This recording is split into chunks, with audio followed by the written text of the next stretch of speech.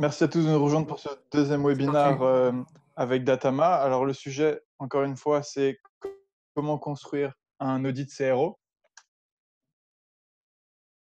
On s'était concentré sur trouver le bon focus pour votre audit CRO. Donc on a vu ensemble comment construire un business model autour de la conversion avec un modèle AARRR. On avait regardé avec aussi comment créer un value proposition canvas afin d'identifier les différents business project opportunities. Donc juste pour vous rappeler, hein, quelle est leur vision, quels sont les différents gains à créer pour accomplir cette vision, mais aussi quels sont les différentes pains pour accomplir cette vision. On avait regardé aussi comment construire différents personas avec plusieurs dimensions et ajouter une métrique de KPI, ce qui était, si je me souviens bien, le revenu, afin de prioriser ces dimensions et créer les bons personas qui ont vraiment un vrai impact pour votre business. Et on avait regardé aussi comment, à l'aide, par exemple, de BigQuery et de Datama, on pouvait visualiser tout vos customer journey. Aujourd'hui, le sujet, ça va être autour de la collection de données. Et on va essayer d'aller un peu plus loin que la plupart des audits que vous avez pu voir ou que ce que vous allez pouvoir trouver sur Internet, hein. On va aller chercher avec Guillaume quels sont les différents exercices que nous on voit très rarement dans ces audits CRO. Et on va vous les partager, comment les interpréter. Et ça va être structuré autour des données externes et internes. Et alors, juste un petit rappel sur qui on est avant de commencer. Guillaume, je te laisse la main. Ouais, donc Guillaume, pardon, je suis le CTO fondateur de Datama. Donc Datama, on sponsorise ce webinaire. On propose des solutions analytiques, en particulier autour de CRO. Et j'ai passé chez Bain et Expedia principalement. Je voulais juste préciser, Alex, que le webinaire qu'on fait aujourd'hui est effectivement le deuxième d'une série de trois. Le dernier était la semaine dernière, jeudi. Mais vous n'avez pas forcément besoin d'avoir atteint ce meeting pour suivre celui d'aujourd'hui.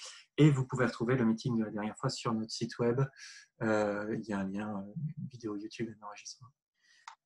Cool. Et moi-même, Alex, ça va faire quelques années que je suis dans le CRO. J'ai eu beaucoup de clients, plus aux États-Unis et en Angleterre. J'avais monté une société, un cabinet de conseil à Londres qui s'appelle Creative CX. J'ai eu le plaisir d'être aussi un solution engineer à Optimizely. Je suis passé par différents cabinets de conseil aussi en France et maintenant je me consacre la plupart de mon temps entre Datama et Accor comme Experimentation Platform Manager. Alors, aujourd'hui, on va changer un peu les choses et voir, ça va être pas mal de conversations autour de ces exercices. Euh, Vraiment, on va aussi essayer de vous partager quels sont les problèmes que nous, on a pu observer dans les différents audits de conversion que nous avons vus autour de la collection de données et données externes et internes. On va vous aider à finalement comment aller plus loin, vous montrer comment aller plus loin dans votre funnel d'analysis, qui est quelque chose de très important, bien sûr, en CRO, et aussi comment choisir les bons objectifs en optimisation. Et donc, pour commencer, voilà, si on devait donner les trois plus grands problèmes que l'on a pu voir dans les audits slash programmes de CRO, c'est tout simplement, on voit un trop gros focus sur un seul type d'optimisation. Et qu'est-ce que j'entends par un seul type d'optimisation? Ça peut être très souvent des A/B tests qui sont portés sur des améliorations UI. Et l'optimisation ou l'A/B testing, ça va bien plus loin que ça.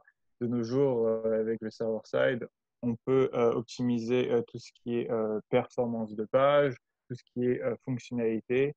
Et finalement, si vous ne testez qu'un seul type d'optimisation, ça relie très bien au deuxième problème qui est vous allez très vite run out of steam. On va avoir des audits ou des programmes qui vont juste partir avec deux, trois tests et très rapidement, voilà, vous aurez plus forcément une idée d'où vous allez aller. Vous allez perdre ce momentum que vous avez réussi à créer dans votre programme CRO pour le déclencher en interne. Et très rapidement, ça va juste devenir une petite équipe en silo dans votre société et c'est vraiment pas l'idée. De nos jours, on essaie vraiment de plus créer comment ça s'appelle, des cultures d'expérimentation. Et pour cela, c'est important de créer du momentum, c'est important de savoir tout ce que l'on peut tester et de ne pas se restreindre à certains tests. Et un très gros problème qu'on qu'on a pu identifier aussi dans la plupart des études que j'ai pu voir, c'est trop souvent se concentrer sur 2 ou 3 business KPIs, j'ai envie de dire, qui sont très souvent soit le revenu, soit le panier moyen. Et on ne pense pas finalement à aller chercher ce que nous on a appelé ces micro KPIs, ces KPIs qui sont finalement beaucoup plus faciles à interpréter, à analyser. Alors, imaginez, vous lancez un test sur la home page et votre KPI, le KPI que vous suivez, c'est le revenu. Ça va être très compliqué si vous avez un funnel de 6-7 étapes de vraiment de faire des corrélations précises. Alors que si vous utilisez des choses un peu plus petites, que ce soit comme le click-through rate ou que ce soit, comme on va voir plus tard, des choses qui sont vraiment en relation avec la feature, pouvoir mesurer ça précisément. Et ça va vous permettre de prendre des meilleures décisions, ça va permettre de gagner du momentum et aussi de la confiance dans vos A/B tests et finalement de créer plus d'hypothèses et de meilleures hypothèses. Rentrer dans les deux différents types d'exercices qu'on va vous montrer, c'est toujours de partir d'un Product Requirement Document. Alors, juste rapidement, c'est quelque chose que maintenant je vois de moins en moins, que j'ai très rarement vu dans les sociétés que j'ai fréquentées en France, mais que j'avais vu ça pas mal dans tout ce qui était par exemple Netflix et Uber, c'est partez d'un document qui va décrire finalement quel est le corps objectif de la fonctionnalité que vous allez chercher d'optimiser. Donc, rappelez-vous, dans le webinaire précédent, on a essayé de déterminer quel est le business unit que vous voulez améliorer. Très souvent, ce business unit, il va avoir soit un manager, il va avoir un PM, il va avoir différents PO. Allez voir ces PO et demandez-leur, voilà, quel est le corps objectif de leur fonctionnalité, quelle est l'audience pour laquelle ils l'ont créé, et aussi quelle est la valeur ajoutée finalement que ce produit ou cette feature est censé permettre d'ajouter à leur produit. Essayer de réfléchir avec eux, ou sauf si ça a été déjà fait, comment l'utilisateur est censé interagir avec ce produit et cette fonctionnalité. Et ça, c'est vraiment les micro-PIs que vous devriez suivre, qui est un exercice qu'on va vous fournir, de chercher des hypothèses, des idées d'amélioration. Et surtout aussi, quelles sont les différentes méthodes d'adoption ou quels sont les différents KPIs d'adoption que, ce produit ou cette optimisation, cette variation est un succès. Et ça, c'est très important. Si c'est quelque chose qui n'existe pas, asseyez-vous avec eux et faites cet exercice. Vous allez voir, c'est vraiment un exercice très, très riche. Alors, une fois que vous avez fait ce document, nous, on va vous parler maintenant de deux inputs qui va être très important à ajouter à votre audit. C'est celui de l'external, donc ça va être tous les facteurs externes, et vous avez quelque chose de plus interne qui va être en utilisant vos données, soit GA, soit BI, soit Adobe Analytics. Comment vous allez pouvoir utiliser la data science pour gratter, pour aller plus loin dans ce funnel analysis que l'on avait commencé la dernière fois avec le Sunburst. Alors, pour commencer, tout ce qui est euh, external input, quelque chose, c'est dommage dans les audits CRO, c'est les études de marché. Alors, c'est réservé à des niveaux soit VP, soit head of, où on a l'impression que c'est seulement des actions qui vont seulement qu'on va seulement pouvoir implémenter d'ici 1 an, 2 ans, etc. Mais pas du tout. Et c'est pour ça que c'est très important d'aller voir quels sont les current trends. Alors, les current trends de mon marché, quelles sont les différentes. Regardez ici, par exemple, on est dans le travel, allez voir quels sont les différents best practices qui sont. Voir en fait qu'est-ce qui est actionnable pour moi sur les 3, 6, 9 prochains mois. Et ça peut être par exemple, on a discuté l'autre jour avec Guillaume, ça peut être le push de notifications. Et par exemple, dans nous, pour un SaaS, qui devient le plus important, ça peut être le live chat, etc. Et regardez ce qui vous manque. Et est-ce que vous allez pouvoir décomposer ça en interne sur plusieurs projets afin de pouvoir les implémenter. Et posez-vous cette question, si vous avez l'impression que le marché va dans une certaine direction, est-ce que votre vision va dans cette direction ou non? Et posez-vous la question si c'est une bonne chose, si vous devez peut-être réajuster votre produit roadmap, votre vision, etc. Pour mettre un exemple assez concret de ça, Alex, l'idée, c'est d'avoir en tête et d'inclure en fait dans cet audit CRO les grandes tendances de marché et la raison pour laquelle telle ou telle idée, pourquoi est-ce qu'on va aller creuser des idées dans telle direction et pourquoi on va arrêter de creuser des idées dans telle autre direction. Je citais l'autre jour l'exemple d'une proposition qui avait été faite par un cabinet sur, on ne citera pas lequel, sur une optimisation de site web, d'audit CRO comme ça, et le cabinet en question déroule ses slides pendant une demi-heure, et à la fin, le CPO, qui est un bon copain, leur pose la question, mais attendez, elle est où la partie mobile? Et enfin, je veux dire, il y avait des screenshots pendant une demi-heure de présentation, des screenshots uniquement desktop. Sachant qu'on est à 50% mobile aujourd'hui sur ce site web en particulier et qu'on sera demain à 80% et que Google passe son temps à dire c'est plus mobile first, c'est mobile only.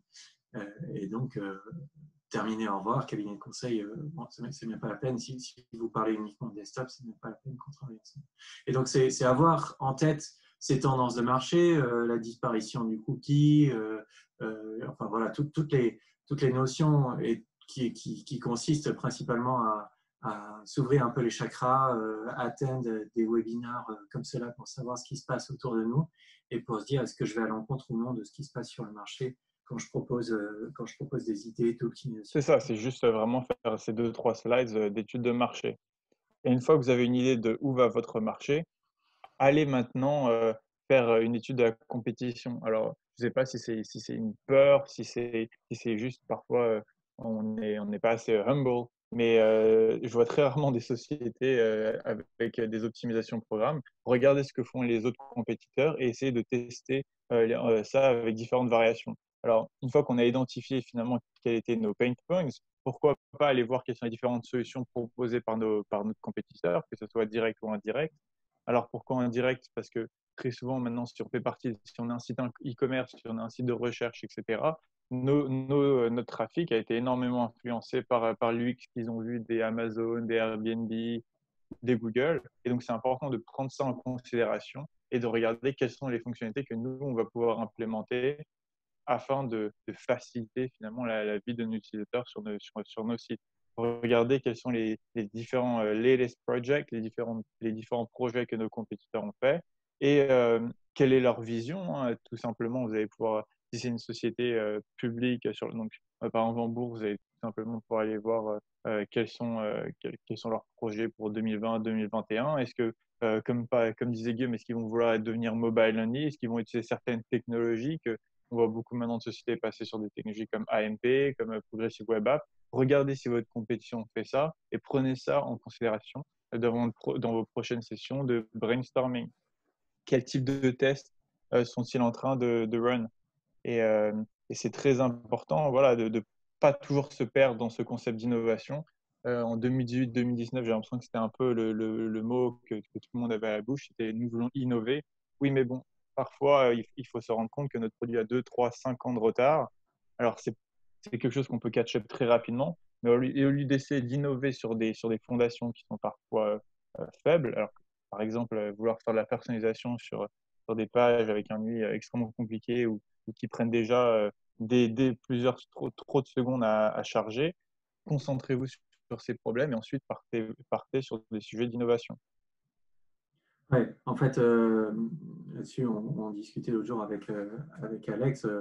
L'exemple d'Alibaba est assez parlant. Il disait pendant des années, on a copié Amazon et c'est seulement aujourd'hui qu'on rentre dans le truc difficile où, comme on devient leader, on doit faire de l'innovation.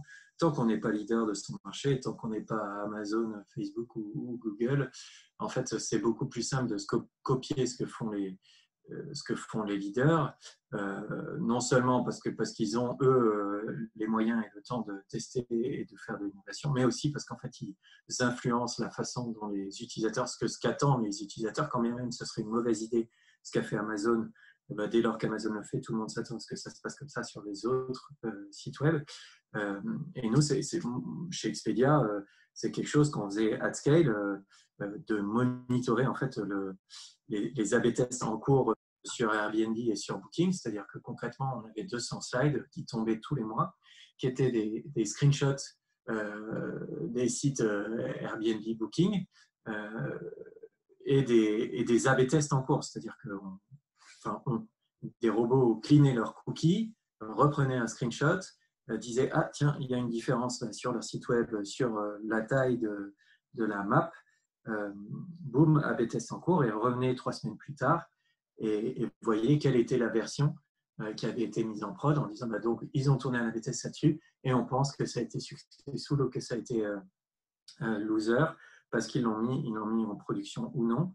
Mais en fait, c'est assez incroyable de se dire qu'on est dans une industrie web où on a la chance d'avoir quasiment les plans du prochain moteur BMW publiés directement sur les sites web et sur lesquels on peut monitorer assez simplement ce qui va se passer et du coup ce qu'on a intérêt nous-mêmes à mettre en pipe. Ouais, tout à fait, c'est super puissant comme méthode. Et si on continue dans cette lancée, alors je voyais beaucoup de cabinets de conseil mettre ça en option. Pour moi, c'est pas du tout une option quand on fait un audit CRO, c'est de faire du user testing. Alors moi, je l'ai toujours vu avant comme méthode rapide pour collecter de l'information qualitative de qualité. De plus en plus, je vois que ça se développe aussi comme des pôles à part entière dans les sociétés. Mais c'est de faire du user testing, tout simplement aller demander à des vrais utilisateurs ce qu'ils pensent, par exemple, de votre produit, mais aussi, pourquoi pas de comparer votre produit avec vos compétiteurs. Moi, ce que je faisais très souvent et ce que je fais toujours, hein, quand je consulte pour des sites, par exemple, qui ont entre 200 et 300 000 visiteurs par mois, vous avez pas forcément avoir assez de trafic pour avoir 7, 8 variations et 10 tests, ou voire 20 tests, en parallèle. Ce que je fais, c'est que je vais tout simplement, si c'est un site e-commerce, demander aux utilisateurs de faire un achat sur ces différents sites et de nous donner un feedback de leur funnel, enfin, du funnel de conversion qu'ils ont utilisé. Souvent, on va avoir des retours qui sont très intéressants, qu'on va pouvoir inclure dans nos sessions brainstorming. Si vous faites dans votre audit, pourquoi pas ajouter 2-3 slides avec les différents commentaires que les utilisateurs ont eu à chaque étape du funnel. Ils vont dire, par exemple, voilà, cette page, je l'ai trouvée plus claire, celle-là, je l'ai trouvée trop longue, tout simplement, là, je manque cette information, incluez-les. Par contre, l'erreur à ne pas faire qui arrive très souvent, c'est réagir au quart de tour, parce qu'on a deux utilisateurs qui ont dit la même chose, qui ont dit, moi, je déteste cette page, et on va voir la semaine d'après la société faire une mise en prod pour le commentaire de deux utilisateurs. Non, c'est juste des feedbacks qui vont permettre d'enrichir votre pipeline d'idées, vos sessions de brainstorming et de créer plus de variations. Surtout, ne réagissez pas au quart de tour pour deux commentaires extrêmement négatifs. Juste en user testing, très souvent, il y a des outils qui vous permettent de choisir des audiences, utiliser ces audiences qu'on a créées lors du webinaire la dernière fois, c'est des audiences qui sont généralement démographiques, géographiques et sur différentes technologies. Donc tout ça, on l'a couvert la dernière fois. Aller sur les audiences qui sont le plus importantes pour la génération de revenus et faites du user testing. Alors si vous me demandez combien de user testing je vous recommande, moi j'essaie toujours d'en faire entre 5 et 15, mais ça dépend réellement de votre budget.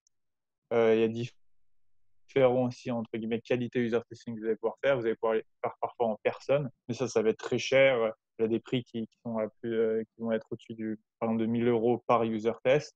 Mais moi, généralement, je reste au truc le plus simple. Je suis sur usertesting.com. Alors, je ne sais pas s'ils le font pour le marché français. J'ai toujours utilisé pour un marché anglophone. Mais vous allez pouvoir choisir votre audience, poser vos questions. Et je crois que c'est pour même pas 75 $ ou 79 $ par vidéo.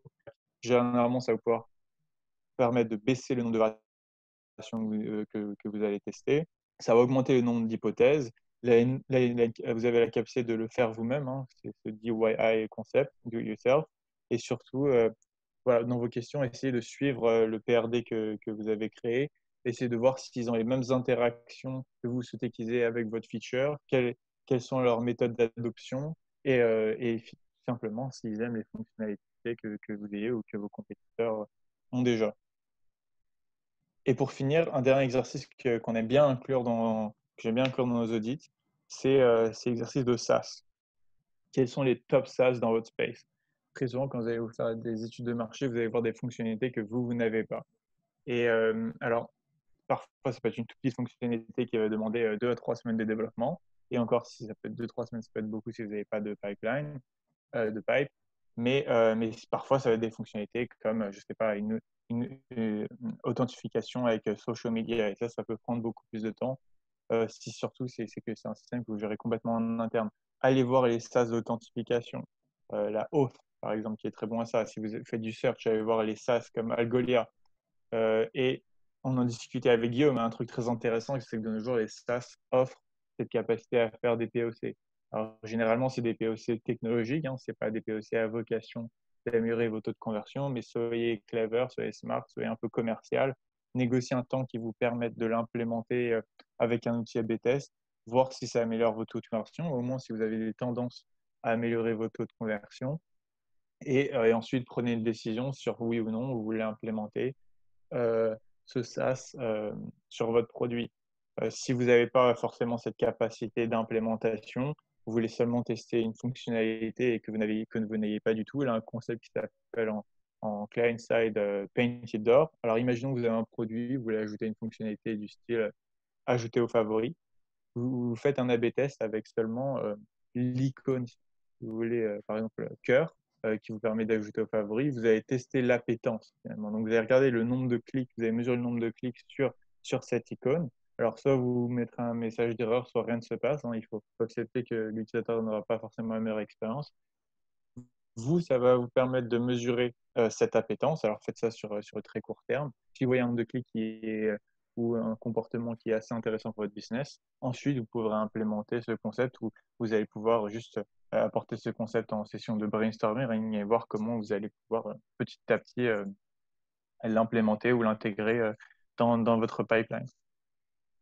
Ouais, je pense que cette question d'appel à ça et de Painted Door, elle s'applique en particulier sur les tests où ça fait peur en fait au moment où on commence à en parler. Ouh là, un algo de ranking à AB tester, ouh là, un algo de pricing à AB tester, quelque chose, ou justement un favorite, ou personnalisation, quelque chose d'un peu compliqué où on sent que ça va nous prendre du temps, se poser la question, est-ce que c'est cœur pour mon business? Est-ce que j'ai réellement envie de construire une équipe qui va être en charge de cet algo de ranking, ou est-ce que je peux simplement faire appel à un prestat externe qui va faire ça très bien, et moi je me concentre sur ce qui est réellement mon business, et qui va faire ça très bien d'une manière que je pourrais en fait A/B tester, sur lequel je pourrais les challenger. On dit c'est parfois compliqué de faire l'époque au résultat, mais ça existe en réalité. Moi, j'ai vu plusieurs A/B tests avec des startups qui étaient prêtes à dire OK, on est d'accord qu'on sera jugé en fonction des résultats de cet A/B test. Cool, alors ça, c'était un angle external où c'est différents exercices que vous allez pouvoir faire pour enrichir un peu voilà, la vision que vous avez pour cet audit, que vous allez pouvoir apporter des perspectives externes. Maintenant, ce qui est aussi toujours très, très important, bien sûr, c'est cette capacité à analyser vos données internes. Alors, la dernière fois, on avait vu comment visualiser globalement votre trafic, choisir un funnel en particulier. Maintenant, ce qu'on va essayer de voir ensemble aujourd'hui, c'est comment vous allez pouvoir analyser ce funnel, comment vous allez pouvoir aller beaucoup plus loin. Alors, très souvent, quand on parle de funnel analysis, ce que j'ai vu les cabinets en interne faire, c'est aller dans les différents rapports GA, par exemple, et faire rapport par rapport, voir c'est quoi la moyenne. Alors, par exemple, on va prendre un tableau d'acquisition avec source medium, landing page, différents goals et résultats e-commerce. Je voyais les gens prendre la moyenne, dire voilà, ça c'est la moyenne, ça c'est les pages qui performent moins bien, ça c'est les pages qui performent mieux. Alors, voilà, là, elle a une place pour ce genre d'analyse. Le problème, c'est que ça prend beaucoup de temps. Ça ne prend pas en considération toutes les dimensions, tous les différents KPIs que l'on peut avoir. Et donc, Guillaume va vous présenter comment en fait, on peut réunir quasiment toutes ces dimensions sur un seul tableau, gagner énormément de temps et surtout donc en temps, en efficacité et surtout en précision dans ce funnel analysis. Ouais, merci Alex. Le point qu'on voulait faire ici, la façon dont ça rentre dans cette logique de gathering information et trouver les bons insights pour créer pour que votre audit CRO soit pertinent, c'est qu'on a parlé de cette idée d'avoir des sous-indicateurs qui soient très clairs sur la feature que vous essayez d'optimiser, ce qu'on va appeler des PI, des Performance Indicators, et en même temps d'avoir en tête à quel point ces PI sont liés à un vrai KPI. Et je peux être Netflix et chercher à optimiser le temps de chargement, le temps entre le clic et le chargement et le démarrage de ma vidéo, et c'est hyper important. Et en même temps, immédiatement, ça n'augmente pas mon revenu. La raison pour laquelle je vais faire, la raison pour laquelle c'est un KPI primaire chez Netflix, c'est parce qu'ils ont mesuré la corrélation entre ce temps entre le clic et la vidéo et la lifetime value d'un customer. Et donc, ce qu'on va vous proposer là, c'est d'écrire ce qu'on appelle, nous, une équation de marché pour arriver à lier des sous-indicateurs à un macro-indicateur. Donc, en prenant l'exemple comme ça d'un funnel d'un site web, donc un exemple classique, hein, sur un site marchand, j'ai des gens qui arrivent, qui font des sessions, qui vont jusqu'à la fiche produit, qui mettent un panier ou pas, qui font un achat ou pas et qui achètent ou pas. In fine, moi, en tant que site, ce que je cherche à optimiser, c'est mon revenu. Et donc, vos clients internes, ils vont venir, nous, ce qu'on veut faire, c'est optimiser le revenu. Donc, ton audit CRO, tu dois le faire pour optimiser le revenu. Très bien. Maintenant, à l'inverse, vous avez différentes équipes, vous avez différentes responsabilités en fonction de qui s'occupe de la page produit, qui s'occupe d'augmenter le volume de session, qui s'occupe d'augmenter le panier. L'idée, c'est de faire ce qu'on écrit là, ici, là en bas, la petite équation. Il n'y a pas besoin d'avoir fait Polytechnique pour comprendre comment ça s'écrit. Simplement montrer que le revenu est le produit d'une série de ratios qu'on a l'habitude de regarder, c'est-à-dire qu'on a l'habitude de regarder le volume de session en entrée, on a l'habitude de regarder, je ne sais pas, un nombre de pages vues par session, on a l'habitude de regarder un taux de mise au panier, de regarder un panier moyen, qui sont chacun des ratios là, que vous avez sur cette équation. On a moins l'habitude de dire, en fait, en les écrivant comme ça, en disant que le revenu, c'est une fonction de ces 4 produits, et ce n'est pas forcément le multiple de ces 4 ratios, eh bien, je vais pouvoir du coup traduire toute variation d'un de ces sous-indicateurs en variation du macro-indicateur et du coup pouvoir dire, eh bien, quand j'augmente mon taux de mise au panier, j'augmente in fine mes revenus et c'est pour ça, monsieur le directeur, qu'on cherche à optimiser cette taux de mise au panier et ça vaut tant à la fin dans votre EBITDA. Si on prend un autre exemple sur une page, concrètement, si on se met sur une page en particulier et qu'on regarde le nombre de gens qui arrivent sur cette page et le nombre de gens qui ne vont pas bouncer de cette page, c'est-à-dire qui enchaînent sur une autre page sur le site web, ben là, on va rentrer dans des sous-indicateurs qui sont plus des indicateurs proches de ce qu'on pourrait trouver typiquement sur un Content Square, le nombre de views, le nombre de gens qui passent la souris, le nombre de gens qui cliquent là-dessus. Et chacun de ces ratios, le taux d'engagement, etc., ce qu'on appelle le taux d'engagement, le taux de survol et tout ça, vont en fait être traduits en taux de clic, qui est l'objectif final qu'on cherche à obtenir. Et à partir de ça, si je reprends l'exemple précédent, en fait, on va pouvoir sortir de la donnée qui correspond en fait à chacun de ces KPI, c'est la slide suivante, et construire en fait la logique de funnel. C'est tout simplement, vous voyez, ce qu'on voyait tout à l'heure, donc user, session, checkout, purchase, revenu, qui sont splittés en l'occurrence par un certain nombre de dimensions qu'on sait être impactantes pour notre business et notamment une dimension sur laquelle en fait on va vouloir comparer, essayer d'expliquer un écart. On parlait la dernière fois d'audience, essayer d'expliquer pourquoi le mobile fait mieux que le desktop, essayer d'expliquer pourquoi les utilisateurs Europe font mieux que les utilisateurs US ou pourquoi on fait moins bien que l'année dernière. C'est ce qu'on va faire ici en l'occurrence avec la dimension date qui est là. Et à ce moment-là, on va pouvoir, à partir de ce type de dataset, très rapidement construire une vision comme ça, très lisible par des top managers, ce qu'on appelle des waterfalls, des cascades, qui décomposent en fait un écart entre last year, ce que vous avez tout à gauche en bleu ici, à 45 000 euros, et ici à 32 000 euros, par l'évolution d'un certain nombre de sous-indicateurs, en l'occurrence le volume d'utilisateurs qui a baissé de 12%, le taux de conversion qui a baissé de 27%, et ensuite pour pouvoir drill down dans chacune de ces étapes pour dire là-dessus, ce taux de conversion qui baisse globalement de 26,7%, il s'explique par une variation de la performance sur le segment organique ou par un problème d'effet mix sur le segment referral, ce que vous avez là sur cette slide.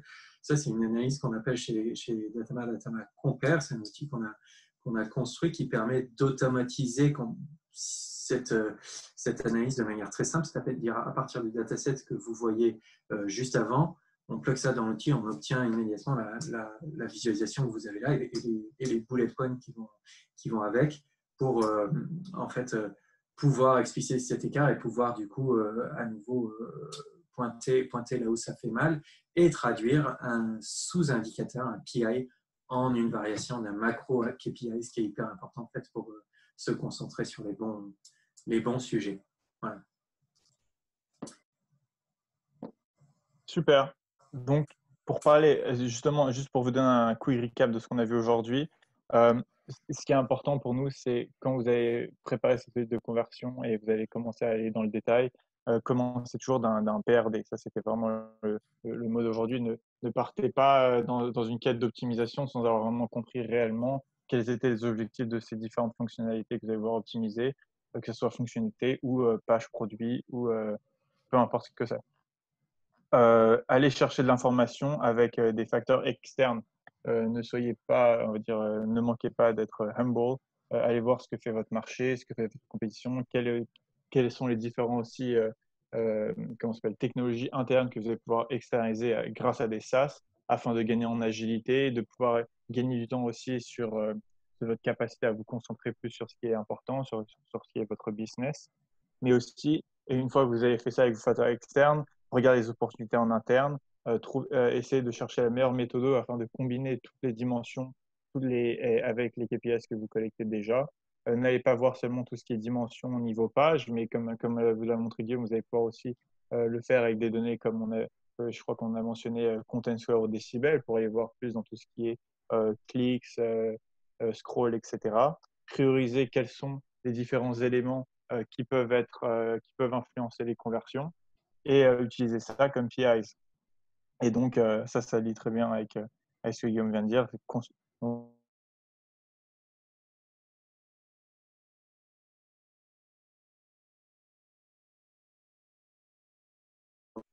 En prochaine étape, Ouais. alors juste si on dit rapidement ce qu'on présentera dans le webinaire 3, on vous montrera finalement quels sont les différents outils qui sont un peu nécessaires à la réalisation d'un programme et d'un audit A/B testing.